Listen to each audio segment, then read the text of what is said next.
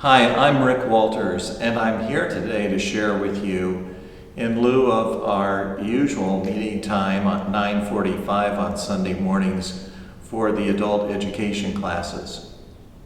Since we're still in a quarantine mode, I thought I would bring some additional messages to the first two that I've done and give you some more ideas about our current study, Paul. I was thinking about how we might take that experience, some of the things that we learned in that class, and apply them to our current situation. There is a story about Karl Barth, the great theologian, in which he said that a preacher should preach with the newspaper in one hand and the Bible in the other, believing that it was important in Bible study or in theological studies to always make it relevant, to make it something that would apply to what's happening in our world today. So that's what I thought I would do. One of the things that Paul says in his letters is a call upon us to be transformed by the renewal of our minds. Certainly one of the things that has happened to all of us in this experience, this unique experience of experiencing a pandemic, is that there are opportunities for change, great change. We're seeing that change take place in the legislation from Congress. We're seeing that change take place in the way that people interact socially. We're seeing that change take place in the suffering of those who are ill and those who are out of work. And we want to express our concern, our care, our prayers for those people. And certainly at the time when Paul was writing his letters, he was living in a world of great suffering. Many people who were living in a status that was not recognized by society as important enough to receive the kind of care that we would all expect to have today. And so when he says to be renewed by the transformation, the renewal of our minds, I think he's calling upon us to see things in a certain kind of perspective. That perspective which relates to our faith. Certainly we have resources available to us in our faith that will make it possible for us to endure a crisis, to think not just of ourselves but of others, and to think about how we might change our life as we come through this and out the other side into whatever reality exists for us outside of this current crisis, to make changes that would be important to make. Thinking about, for instance, how important life itself is to us, how important our decisions are, how important our family and friends are.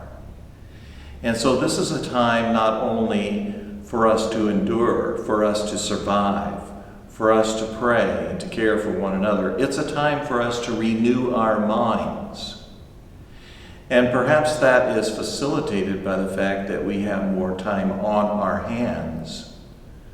Although I work remotely for my office as we're going through this experience, I still have more time at home to interact with my family and to think about the place that I'm in my own life right now.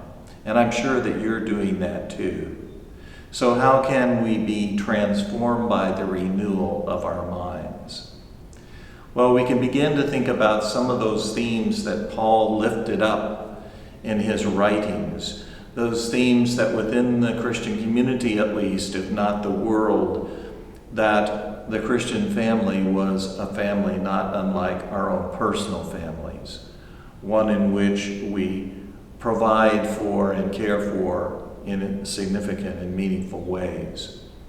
Perhaps one of the things that we reflect upon is what's really important, what our priorities are, what is the thing that we really want to focus on, as so much of what we normally dwell upon becomes trivialized by the bigness of this experience. Paul calling upon us to be transformed by the renewal of our minds is an invitation for us to meditate, to learn, to read, to be engaged in conversations, even if on social media, about things that can improve our own lives and the lives of others. So I hope this morning, as you're reflecting on the great experiences that we've had in our adult education class through learning and education and interaction, and as you're thinking about your own life, and particularly your own life of faith, think about those opportunities that we have for the transformation of our lives through the renewal of our minds. One last thought is that Jesus said that the great commandment was to love God with all our heart, mind, strength, and soul. The word mind in that series of 4 things is very important.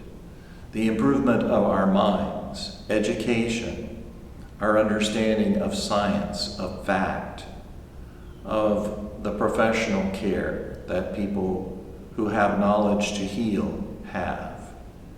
We realize how just important education and the renewal of our minds through learning is.